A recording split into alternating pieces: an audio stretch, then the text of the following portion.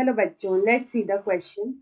The question is, in which of the following techniques the embryos are transferred to assist those females who cannot conceive? तो यहाँ पे बोल रहा है इनमें से किस टेक्निक में जो एम्ब्रियो है उनका ट्रांसफर किया जाता है टू असिस्ट दोज फीमेल जो कंसीव नहीं कर पाती हैं. Option A is GIFT and ZIFT which is ZIFT and GIFT, और option B is ICSI and ZIFT. Option C is GIFT and ICSI and option D is ZIFT and IUT.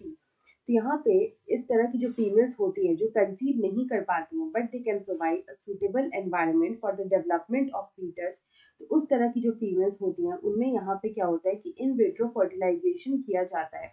यहाँ पे किया जाता है इन विट्रो फर्टिलाइजेशन. ये जो in vitro fertilisation होता है इसमें क्या होता है, जो स्पर्म एंड एग होता है, जो स्पर्म एंड एग होता है they fertilize outside the body, they fertilize outside the body, they fertilize outside the body in laboratory conditions. यहाँ पे जो लैबोरेटरी कंडीशंस होता है which is similar to the body condition, उसमें यहाँ पे जो है फ्यूजन किया जाता है of the male and the female gamete which is the sperm and the egg. उसके बाद यहाँ पे जो जाइगोट का फॉर्मेशन होता है, इस जाइगोट को फिर फीमेल बॉडी में ट्रांसफर किया जाता है by two methods. One is the gift ZIFT and the other is IUT. तो यहाँ पे दोनों में क्या फर्क होता है, तो यहाँ पे अगर हम लोग ZIFT की बात करें तो इसका फुल फॉर्म होता है zygote intrafallopian transfer. It is called zygote intrafallopian transfer, यानी कि यहाँ पे जो जाइगोट होता है वो यहाँ पे फेलोपियन ट्यूब में ट्रांसफर किया जाता है.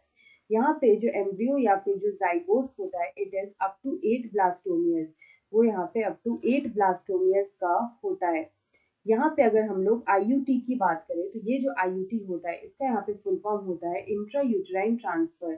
It is called intra uterine transfer. ये जो इंट्रा यूटेराइन ट्रांसफर होता है ये होता है of embryo more than 8 blastomere, more than 8 blastomere.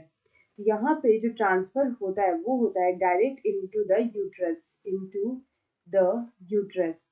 Directly यहाँ पे जो यूट्रस है उसमें ये ट्रांसफर किया जाता है. तो इस तरह का जो ट्रांसफर होता है इसको हम लोग बोलते हैं इंट्रा यूटेराइन ट्रांसफर. और यहाँ पे जो इस तरह का ट्रांसफर होता है फेलोपियन ट्यूबर्स को हम लोग बोलते हैं जाइगोट इंट्राफेलोपियन ट्रांसफर. तो यहाँ पे अगर हम इस क्वेश्चन का करेक्ट आंसर देखें तो यहाँ पे ऑप्शन डी में हमें दे रखा है ZIFT and IUT. So option D is the right answer. I hope you understood it well. Best of luck.